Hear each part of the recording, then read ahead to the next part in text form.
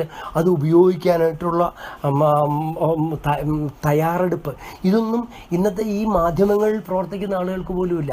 അവർക്ക് വായിൽ തോന്നുന്നവർ വിളിച്ചു പറയുന്നു. അതൊക്കെ നാളെ കേട്ടിരിക്കുന്ന ആളുകൾ അത് ശരിയാണ് എന്നങ്ങ് മനസ്സിലാക്കുന്നു.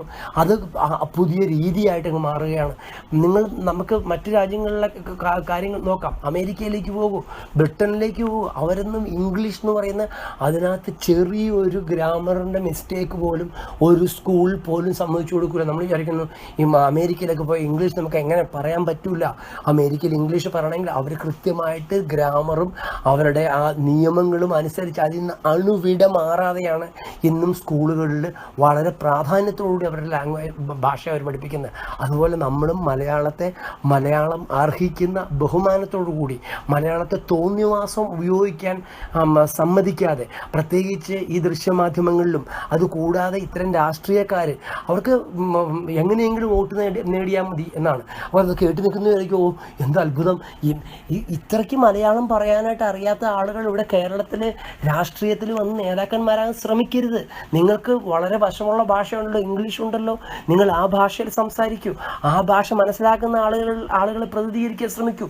ഇവിടുത്തെ സാധാരണക്കാരൻ ഈ മണ്ണിൽ ജനിച്ചു വളർന്ന ഇവിടുത്തെ പുല്ലിൻ്റെയും ഇവിടുത്തെ നെൽച്ചെടിയുടെയും കൂടെ ഇവിടുത്തെ ചേറിൽ വളർന്നു വന്ന ജനങ്ങളുണ്ട് ഇവിടെ. അവർക്ക് വിദേശ വിദ്യാഭ്യാസമോ അല്ലെങ്കിൽ അവർക്ക് ഗാന്ധിജിയുടെ കാലം മുതൽ നമുക്ക് എടുക്കാം. അവരൊക്കെ വെളിയിൽ ബ്രിട്ടനിൽ പോയി പഠിച്ച് ബിരുദം നേടിയാണ്. എത്ര പേർക്ക് ഇന്ന് പോലും നമുക്ക് ആലോചിക്കാൻ പറ്റും ബ്രിട്ടനിൽ പോയിട്ട്. ഇത് 100 വർഷത്തിന് മുമ്പുള്ള കഥയാണ് പറയുന്നത്. അപ്പം പോലും അത് കഴിഞ്ഞ് നെഹ്റുവിൻ്റെ കഥ. ഇതുപോലെ ഇവരൊക്കെ എന്ന് പറഞ്ഞാൽ അവരുടെ സമ്പത്ത് കൊണ്ട് മറ്റൊരു രാജ്യത്ത് പോയി പഠിച്ച് അവിടുത്തെ സംസ്കാരം സ്വീകരിച്ചുകൊണ്ട് വന്ന് ആ സംസ്കാരത്തെ ഈ ഇന്ത്യയിൽ പറിച്ചിടാൻ ശ്രമിച്ചതിൻ്റെ ഫലമായിട്ടാണ് നമ്മൾ ഈ സ്വാതന്ത്ര്യാനന്തര ഭാരതം അനുഭവിക്കുന്ന പ്രധാനപ്പെട്ട പ്രശ്നങ്ങൾ. പ്രധാനപ്പെട്ട പ്രശ്നങ്ങളുടെ കേന്ദ്രബിന്ദു അതാണ്. ഗാന്ധിജി പോലും ഇംഗ്ലീഷ് വിദ്യാഭ്യാസം നേടിയ ഒരു ബാരിസ്റ്ററായിരുന്നു. ഇംഗ്ലീഷ് നിയമങ്ങളും ഇംഗ്ലീഷ് റൂളുകളും അക്ഷരം പ്രതി പാലിച്ച് അതിനുള്ളിൽ നിന്നൊരു സ്വാതന്ത്ര്യ സമരം നടത്താനാണ് ശ്രമിച്ചത്. അതല്ലാതെ നമ്മുടെ ഒരു സ്വാതന്ത്ര്യ സമരം നമ്മുടെ ആളുകളുടെ ഉള്ളിൽ നിന്ന് ഇവിടെ ജനിച്ചു വളർന്ന് ഇവിടെ പഠിച്ച് ഇവിടുത്തെ സ്കൂളുകളിലും എഴുത്തുപള്ളികളിലും പള്ളിക്കൂടങ്ങളിലും പോയി പഠിച്ച് അവിടെ നിന്ന് വളർന്നു വന്ന ആ ശക്തി കൊണ്ട്, ആ ധൈര്യം കൊണ്ട്, ആ ഊർജം കൊണ്ട് ഒരു സ്വാതന്ത്ര്യ സമരമാണ് ഇവിടെ ഉണ്ടായിരുന്നെങ്കിൽ ഇതിൽ നിന്നൊക്കെ വ്യത്യസ്തമായിട്ടുള്ള ഒരു സ്വാതന്ത്ര്യാനന്തര ഇന്ത്യയാണ് നമുക്ക് ഉണ്ടാവേണ്ടിയിരുന്നത്. ആ വഴി നമുക്ക് പോകാൻ കഴിഞ്ഞില്ല. അതിന് കാരണം ഈ നമ്മളുടെ ഏറ്റവും മുതിർന്ന, നമ്മൾ പോയിട്ട് പൂജിക്കുന്ന ഈ മുതിർന്ന നേതാക്കളൊക്കെ വിദേശ രാജ്യങ്ങളിൽ, പാശ്ചാത്യ രാജ്യങ്ങളിലെ വിദ്യാഭ്യാസ കേന്ദ്രങ്ങളിൽ പോയി പഠിച്ചിട്ട് വന്നതിൻ്റെ പരിണത ഫലമായിട്ടാണ്.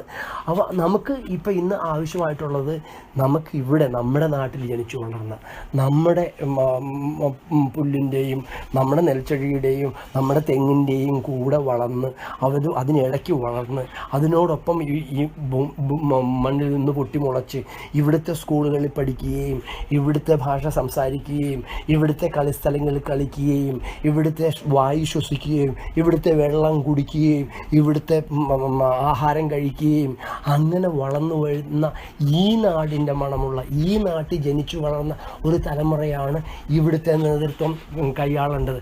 അതല്ലാതെ കേരളീയനാണെന്ന് പറഞ്ഞ് ലോകത്തിൻ്റെ മറ്റേതോ ഭാഗങ്ങളിൽ പോയി താമസിച്ച് മലയാള ഭാഷ പോലും നേരാമണം പറയാൻ അറിയാതെ പ്രശസ്തിയും പണവും അതുപോലെ എല്ലാം ആർജിച്ചു കഴിയുമ്പോൾ ഇവിടെ വന്ന് മലയാളി എന്ന പേരിൽ മലയാളികളെ ചൂഷണം ചെയ്ത് മലയാള ഭാഷ ഇത്ര ക്രൂരമായിട്ട് കഴുത്തി ഞെക്കിപ്പിടിച്ച് അത് സംസാരിച്ച് ഞങ്ങളിലൊക്കെ ഇതൊരു പുതിയ മലയാളമാണെന്നുള്ളൊരു വിചാരം ഉണ്ടാക്കാവുന്ന ഈ നേതാക്കന്മാരൊക്കെ ദയവായിട്ട് അത്തരം ക്രൂരകൃത്യങ്ങളിൽ നിന്നും മാറി നിൽക്കണമെന്നാണ് നമുക്ക് അഭ്യർത്ഥിക്കാനുള്ളത്. ഞങ്ങൾക്ക് സ്വന്തമായിട്ടുള്ളത് ഞങ്ങളുടെ മലയാള ഭാഷ മാത്രമാണ്. ദയവായിട്ട് ഈ മലയാള ഭാഷയെ അതിപ്പോൾ എങ്ങനെയാണ് ഇരിക്കുന്നത് ആ രീതിയിൽ ആരോഗ്യത്തോടു കൂടി മലയാളത്തെ മലയാളമായിട്ട്, മലയാളത്തിൻ്റെ വ്യാകരണവും മലയാളത്തിൻ്റെ വാക്കിൻ്റെ കൃത്യമായിട്ടുള്ള അർത്ഥവും മലയാള വാക്കിനെ എങ്ങനെയാണ് ഉപയോഗിക്കേണ്ടത് ആ രീതിയിൽ ഉപയോഗിച്ചും ഈ നാട്ടിലെ മഹാന്മാരായ എഴുത്തച്ഛൻ തുടങ്ങി ഇങ്ങോട്ടേക്കുള്ള കവികളുടെയും സാഹിത്യകാരന്മാരുടെയും കൃതികളിൽ കാണപ്പെടുന്ന ആ മലയാളം തന്നെ ആരോഗ്യപരമായിട്ട് കാലത്തിനൊത്ത് വികസിച്ച് മുമ്പോട്ട് പോകുന്ന അങ്ങനെ ഒരു മലയാളമായിട്ട് പോകാനായിട്ട് ഞങ്ങൾ ആഗ്രഹിക്കുന്നത്. അതുകൊണ്ട് ദയവായിട്ട് നിങ്ങൾ വിദേശ രാജ്യങ്ങളിൽ പഠിച്ച ആക്സെൻറ്റുകളും നിങ്ങൾക്ക് പറയാൻ പ്രയാസമുള്ളിടത്തൊക്കെ നിങ്ങൾ വളച്ചും ഒടിച്ചും ദയവായിട്ട് മലയാളത്തെ ഇതുപോലെ ക്രൂരമായി വേദനിപ്പിക്കരുത്, ക്രൂരമായി ഉപയോഗിക്കരുത്. മലയാളം നന്നായിട്ട് ഉപയോഗിക്കാൻ അറിയില്ലെങ്കിൽ നിങ്ങൾ ദയവായിട്ട് മലയാളം ഉപയോഗിക്കാതിരിക്കുക. നിങ്ങൾക്ക് നന്നായിട്ട് ഉപയോഗിക്കാവുന്ന ധാരാളം ഭാഷകളുണ്ടല്ലോ, ആ ഭാഷകളൊന്നും നിങ്ങൾ ഉപയോഗിക്കുക. മലയാളത്തെ വെറുതെ വിടുക.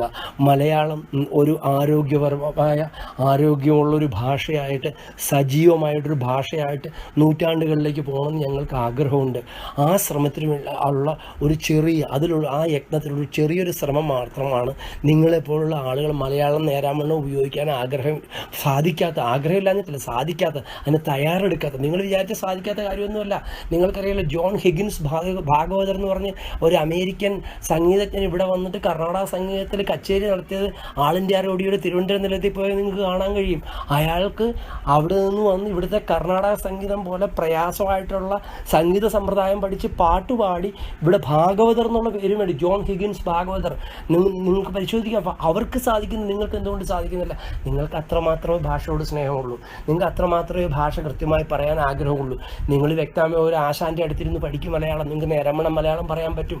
നിങ്ങൾക്ക് അക്ഷരശുദ്ധിയോടുകൂടി സ്വരശുദ്ധിയോടുകൂടി മലയാളം പറയാൻ പറ്റും. നിങ്ങൾക്ക് അതിന് നിങ്ങൾ ശ്രമിക്കാത്തതുകൊണ്ട് അത്രമാത്രമേ നിങ്ങൾക്ക് കടപ്പാടുള്ളൂ ഭാഷയോട്, അത്രമാത്രമേ നിങ്ങളുടെ ഭാഷമായ കമ്മിറ്റ്മെൻ്റ് ഉള്ളൂ, അതുകൊണ്ട് ആ പ്രതിബദ്ധതയുള്ളൂ. അതുകൊണ്ടാണ് നിങ്ങളിങ്ങനെ ഈ ഭാഷ ഉപയോഗിക്കുന്നത്.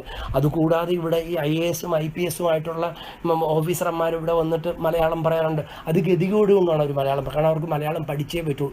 സിവിൽ സർവീസസ് നിയമങ്ങൾ അനുസരിച്ച് ഏത് സംസ്ഥാനത്തിലേക്കാണ് പോകുന്നത് ആ സംസ്ഥാനത്തെ ഭാഷ പഠിച്ചേ പറ്റുള്ളൂ. അല്ലാതെ സ്വന്തം സംസ്ഥാനം കിട്ടുന്ന വളരെ ചുരുക്കം, ഏറ്റവും മുകളിലുള്ള നിലയിലുള്ള ആളുകൾക്ക് മാത്രമേ സ്വന്തം സംസ്ഥാനം കിട്ടുള്ളൂ. ബാക്കിയുള്ളവർക്ക് കിട്ടുന്ന സംസ്ഥാനത്ത് പോകേണ്ടി വരും. അപ്പോൾ അവിടുത്തെ ഭാഷ പഠിക്കേണ്ടി വരും.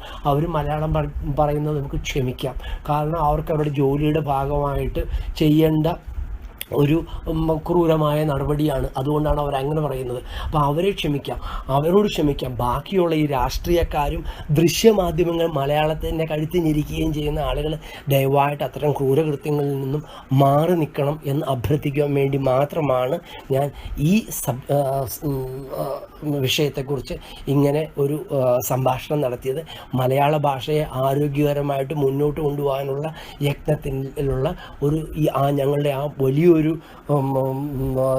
മുമ്പോട്ടേക്ക് ഞങ്ങളുടെ ആ